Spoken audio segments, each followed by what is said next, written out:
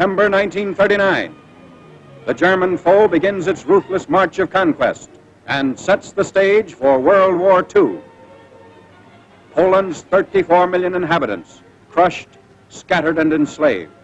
Tens of thousands of square miles of territory shrink before the movement of lightning armored columns. Poland and the world learn the meaning of a grim new word, blitzkrieg. Here is shown the initiation of that phase of modern warfare. These pictures of the preparation for attack and later the actual combat were all made by German frontline cameramen. Therefore, they stress Nazi superiority. Success is unimpeded as Hitler's divisions move against outnumbered Polish defenders.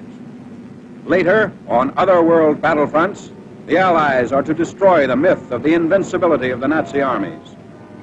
But this is Hitler at the peak of his armed might, and the record of a nation overrun in just days is of military as well as historical importance.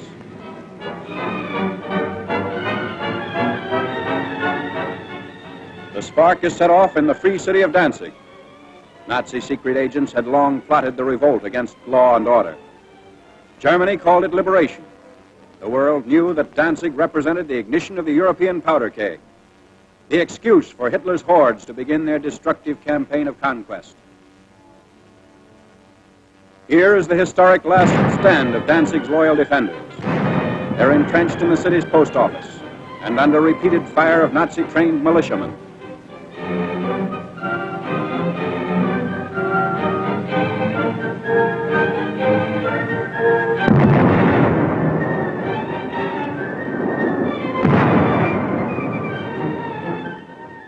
Taking cover behind an advancing tank, the attackers move in.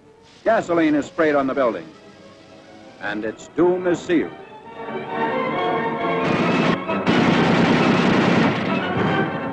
On September 1st, Danzig is incorporated into the Reich, and all Europe is aflame. World War II is a reality. Nazi regulars move up. The Germans brazenly call it counterattack with pursuit. The civilized world knows it as the unleashing of unheard-of military might. With little to stand in their way, the Nazi divisions roar across the Polish countryside and reveal for the first time the machines and weapons that are to terrorize a freedom-loving people. Military observers see the Nazi lightning warfare as setting the style for modern battle. Only a well-devised counter-blitz can stem the flanking and pincer movements of the wily Germans. The motorcycles bring up machine gunners for the opening of the attack.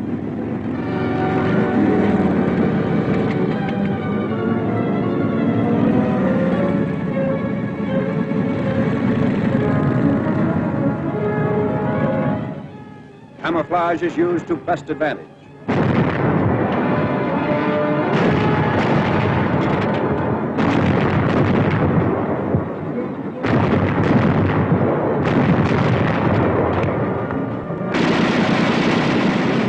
Tanks speed the advance as a Polish town is about to fall.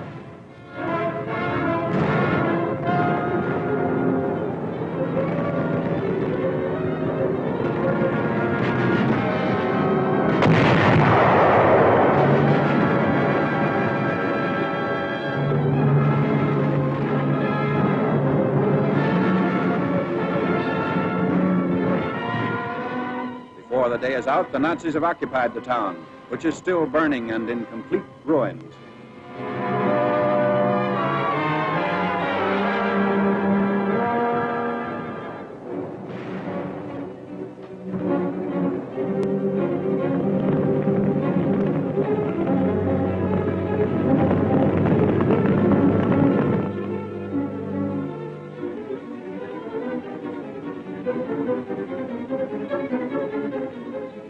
Wrecked equipment testifies to the Polish rout. There's no halt in the wrecked town. The military timetable calls for the rushing up of troops for more blitz attacks. The German strategy is to isolate Polish forces as quickly as possible. So the Nazi columns move according to prearranged schedule. 30 to 37 miles per day is the German claim.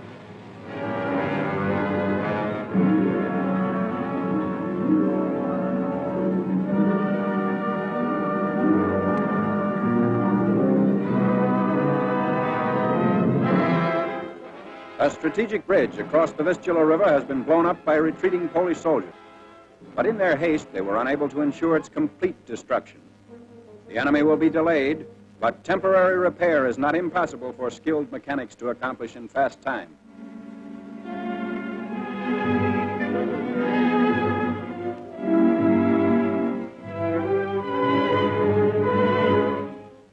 A German sapper detachment sent ahead of the fighting unit goes to work. These men are trained to construct emergency roads as well as bridges.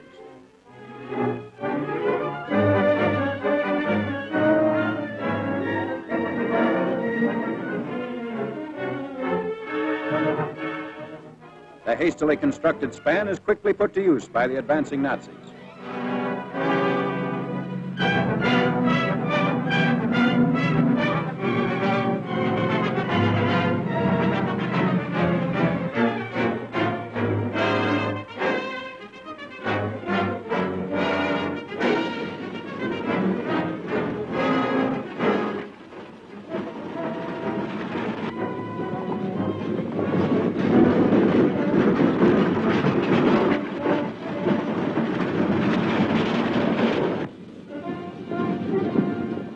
Many units don't even wait for the repairs. When bridges are scarce, shallow waters are forded.